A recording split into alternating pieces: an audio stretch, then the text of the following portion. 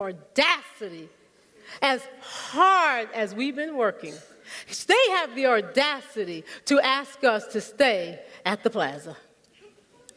In my head, I was saying to myself, we don't belong there. That's not where we're supposed to be. We're not ready for that yet. I went in the hotel anyway. I went in that hotel, I walked in there and I started looking around and I started to say, self, you're right, you don't belong here. But I kept on walking. I got to the front desk and I was bold. I took my little Visa credit card out. I put my Visa up on the table and I put my Visa there, and before I know it, she had the Visa in her hand, and then I asked her, well, how much is it for one night at the plaza? She said $441 plus tax. Have you ever seen yourself want to jump across the counter to get your credit card back? But something hit me, and it was like it was too late. So I went down like I was tying my shoe. The counter was here, but I was down here. I found myself praying. Lord, please let this credit card go through. I don't know if $441 plus taxes on it, but put it in there right now.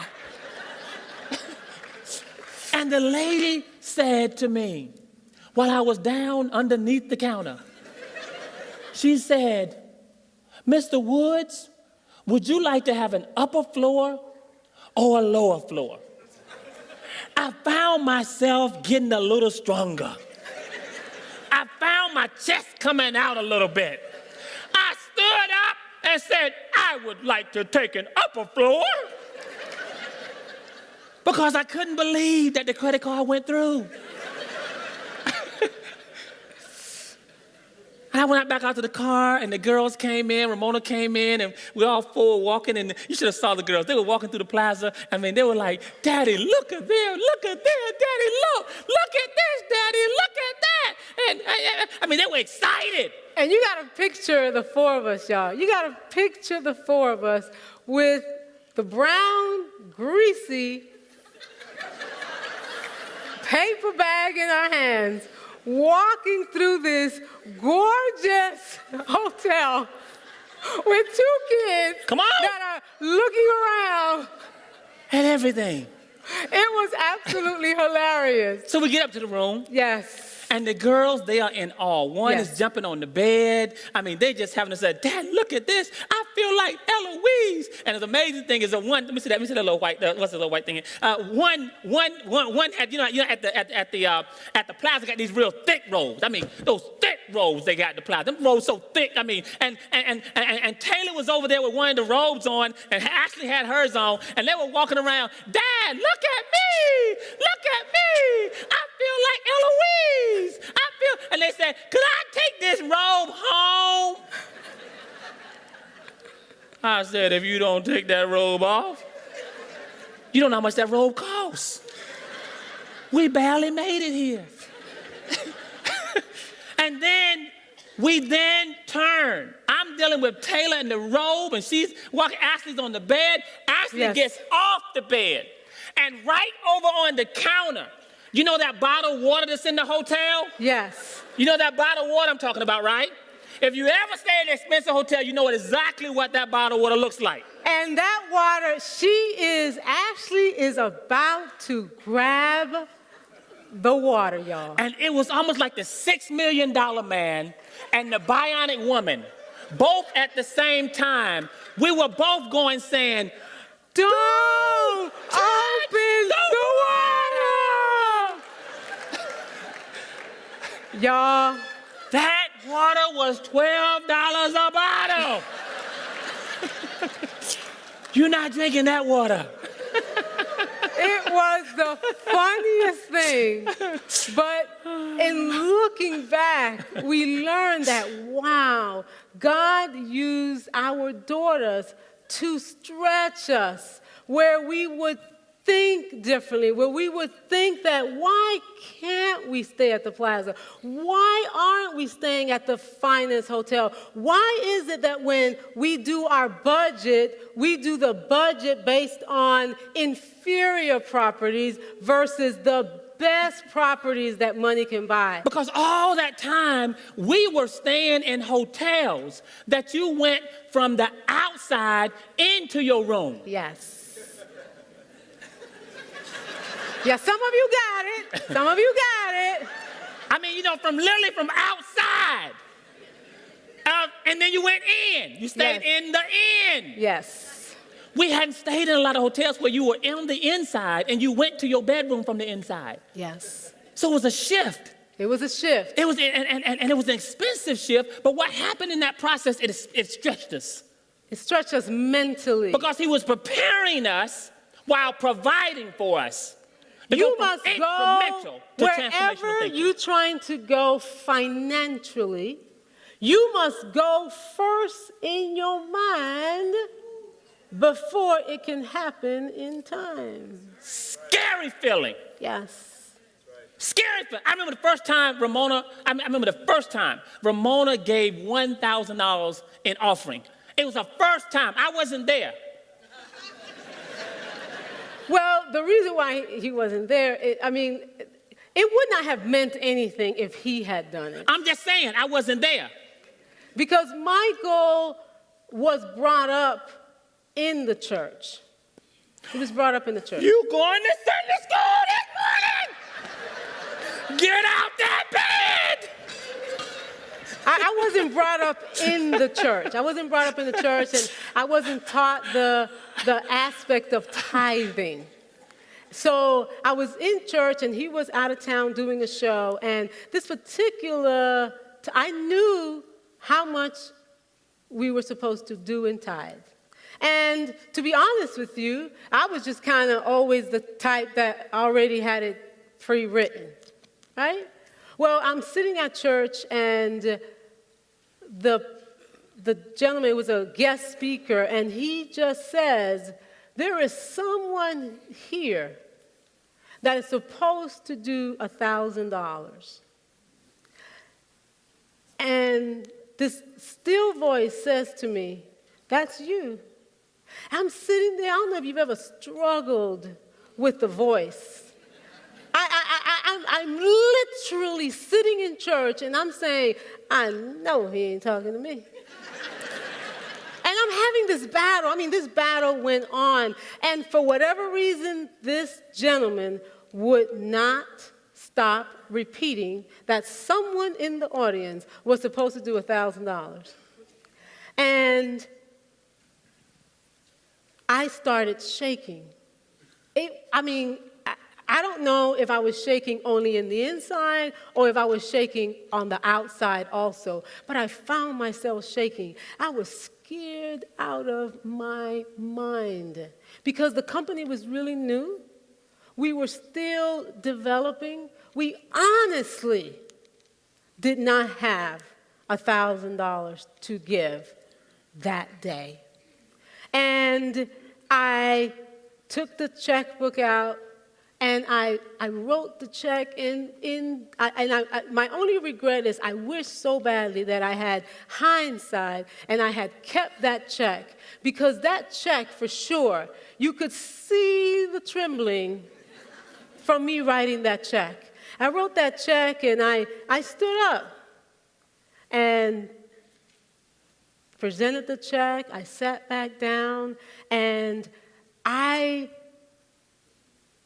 can't say I was happy about it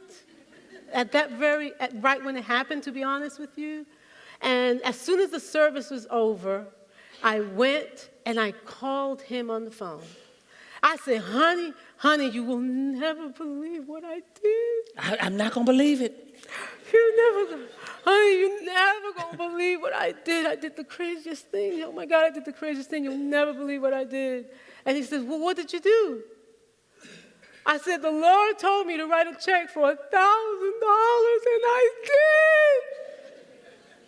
Do you remember what you said? I said, well, I won't be home today because I got to work a few more hours. But you did the right thing. Because, see, I knew then that God was speaking to my wife to say, we got to go to another level. Yes. And that seed, I'm telling you, the seed is why we're here right now. Yes. The seed has been why we've been able to travel around the world. That seed, see, sometimes you got to be stretched because he prepares you and then he provides for you. Yes. That's the caterpillar stage. Yes. So the egg, the promise. The caterpillar positions and protects. And now perhaps one of the most difficult stages of our lives. The cocoon. The cocoon. This is a challenging place to be because in the cocoon stage, this is what you call the breaking point. Yes. The breaking point. Everybody goes through the cocoon stage if they make it through the breaking point. But the breaking point is called the chrysalis. And this is very tough because when you're about to go in a cocoon, it's a lonely place. Yes. It's a difficult place because there God is going to position you, but he's always going to protect you. So going into that cocoon is scary. I'm going in the cocoon. It's a dark place. It's a place of isolation. It's a place that only me and God can be at the same time. I can't take my wife with me. I can't take my friends with me. I have to go in the cocoon by myself. The cocoon stage, the breaking point stage. Nobody wants to go through the breaking point. The breaking point, if you do not master the breaking point, you cannot go into the butterfly stage. See, the way you handle the breaking point will determine your level of success. Your level of success. Have you ever wondered why some churches won't grow past 100 members? Why is it that some businesses won't go past $100,000? Why is it that some marriages call it quits in 5 years? It's because they didn't allow themselves to go through the breaking point. The breaking point. The cocoon stage is the stage where transformation begins to take place. The cocoon stage. I want my legs back. The cocoon stage. It's dark in here. Now, in the Bible, there is a wonderful example of a character that went through the cocoon stage. And this character is Joseph. If you study the life of Joseph, you will see that he knows about being in the cocoon because he was thrown into a pit. In the pit. He was sold into slavery. Sold. He was falsely accused. And then he was thrown in jail. If anybody in the world had every justification to be bitter, it was Joseph. Now, in the breaking point side, you are going to have different things that can happen. When you are at the breaking point, you can become a better caterpillar. I'm not ready to go in the cocoon. A better caterpillar. Can I just be better? What's a better caterpillar? I want to go back. A better caterpillar, they do it for the wrong reasons.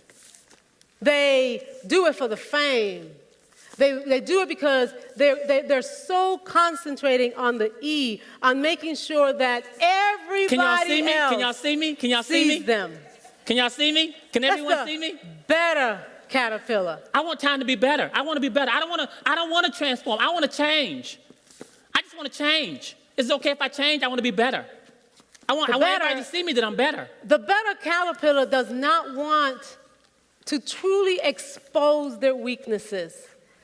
The better caterpillar will not allow God to actually break them to the point where they are honest about where they are.